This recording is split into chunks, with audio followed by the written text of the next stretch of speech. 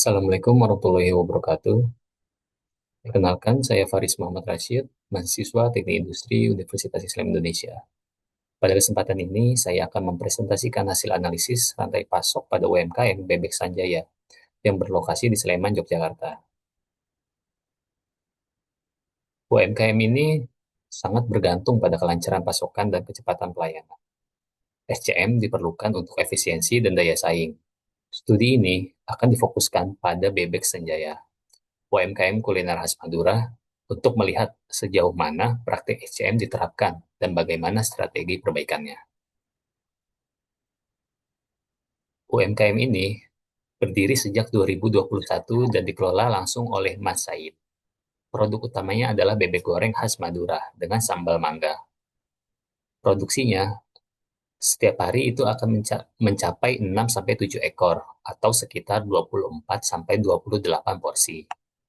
Lokasinya sendiri berada di Jalan Pakem Turi, Sleman. Terdapat tiga rumusan masalah utama. Yang pertama itu, bagaimana sistem rantai pasok Bebek Sanjaya, apa kendala utama dalam operasionalnya, dan tiga, strategi SCM seperti apa yang relevan dan bisa diterapkan untuk meningkatkan efisiensi. Sistem rantainya pasok sendiri terdiri dari 6 tahapan. Yang pertama ada pengadaan bebek yang datang dari Magelang setiap harinya. Penerimaan sendiri akan dilakukan pada pagi hari dan dilakukan secara manual.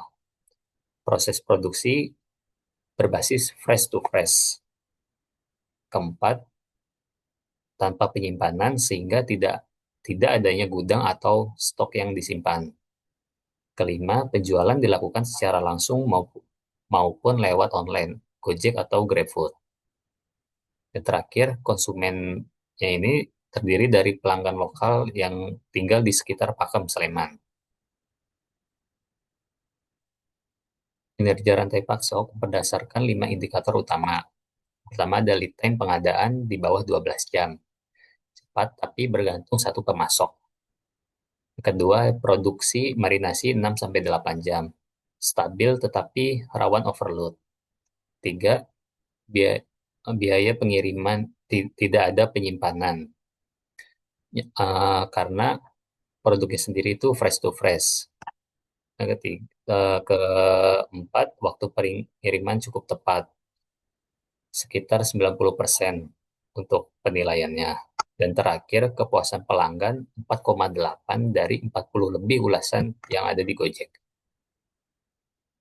Permasalahan yang menjadi masalah utamanya ada 5, yaitu ketergantungan pada satu pemasok, tidak ada perencanaan produksi atau MRP, proses produksi masih manual tanpa SOP. Keempat, tenaga kerja masih belum dilatih secara formal.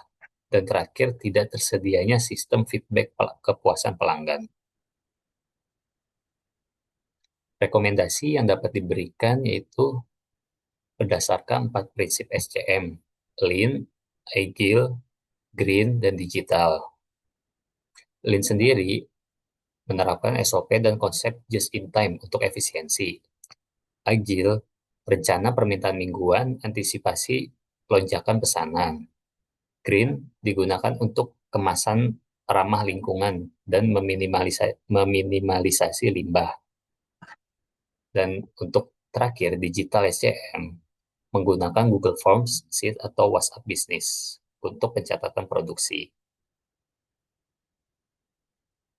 Sebagai penutup, kesimpulan dari hasil analisis yang sudah saya lakukan itu sistem SCM Bebek Sanjaya berjalan efektif, namun masih sistemnya tradisional.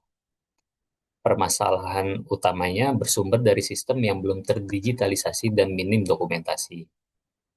Dan terakhir, rekomendasi SCM sangat memungkinkan diterapkan dengan pendekatan realistis dan bertahap secara dalam jangka pendek. Dari kegiatan ini, saya pribadi memperoleh pemahaman lebih dalam tentang praktik SCM secara nyata di lapangan, sekaligus menyadari pentingnya strategi efisien, bahkan di level usaha mikro. Terima kasih. Wassalamualaikum warahmatullahi wabarakatuh.